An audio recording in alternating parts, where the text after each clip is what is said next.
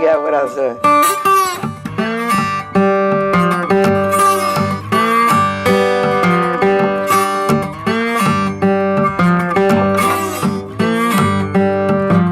Sugar, sugar, sugar, running all around my brain.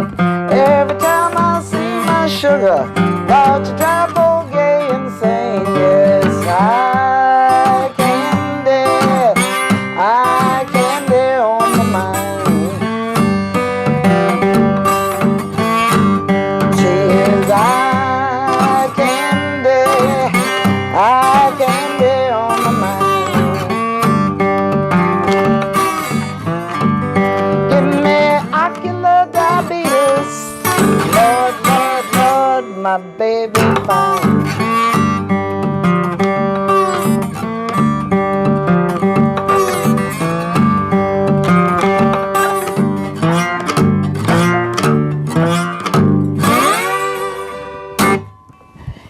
If you don't already know, I am very pleased to be here talking to Gaye Adegbalola in her home and being treated to some of her wonderful, wonderful music. I do want to start, though, Gaye, with talking a little bit about the early days. Okay. You were born in Fredericksburg? Born and raised and still live here. That's excellent, and we are so privileged. Yeah. I grew up on Douglas Street. It was a black block, and then Lewis Street was white. Winchester here was black. Amelia here was white. And it was all kind of, we were all together, but we weren't. Yeah. So we played separately. There was a separate playground, which my mama ran in City Park. And then over in Kenmore Park, there was a white playground. We went to school at Walker Grant, and of course the white kids went right around the corner from my house, which was Maury and Old Lafayette. So it was quite separate and not separate and equal. I distinctly remember, 54 was the Supreme Court ruling, and it was quite some time after that before the ruling actually went into effect in Fredericksburg. When I left Fredericksburg, for a short while, I left in '61, and at that time things were still very much segregated. I remember participating in the sit-ins, and I remember going to the movie theaters, and we had some battles to fight. But they were, it was difficult, I think, for those of us who were not directly involved, perhaps to know, especially if you were associated with the college, which is sort of a separate entity from the community as such, and to understand fully exactly what was experienced by adults and particularly children. I think that certainly would have been a very different experience. But you excelled in school. I understand you were valedictorian. Yeah, your class. I excel though. As it was back then, it took a village, and the school was very much the focal point of the black community. So everybody pulled together to make sure that every kid had success. The school was quite small. My graduating class was only 21 people. So. Yeah, I was successful then. But you speak about Mary Washington College. When I was coming up, Mary Washington was the college on the hill, and it was a girls' school. Occasionally, they would be in a local parade, but it was very much a separation between Mary Washington and the town. When those girls went someplace, they either went to Marines up at Quantico, or either they went with UVA men. It was not co-ed at the time.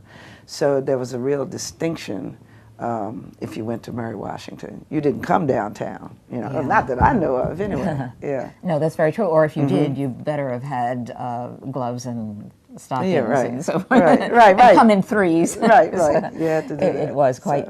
So you really, the community had several different entities that comprised the community as a whole. All of them operating in their own separate little spheres. Yeah, the leaders in the church were the leaders for the community, and I guess it's still quite like that because you had nothing to lose. Much of the employment was either through the hospital or the college. The employment, and we're talking about janitors, maids, orderlies, so on and so forth. And when I think back about those times, I could get real bitter about it. But we persevered, and we had the leadership, especially aside from the ministers, were Dr. Wyatt and Mrs. Mamie Scott and my mom. And they led the young people to fight in a passive way. Yeah, passive nonviolence resistance. Of course, I went on to change my tune a little later, but I always say, if you quote me, date me. Yeah. But your parents were very special people, and they gave you so much in your background and experience. Your dad was a musician, was he not? Yes, he was. And used to play at the Silver Perch up on Route 1. My goodness, I remember that. Yeah, okay. But there was an opportunity for you to experience music, and I think you played in the band, did you not? And participate in the state all band? Oh, yeah. Yes. You mean the high school band? In high school, yeah. We had the best band in the state. And by far, and one of the greatest teachers, Blonde Tipton, there were only like 150 some in the whole school, and about 60. In other words, every third person played an instrument and played it well. We always got superior ratings.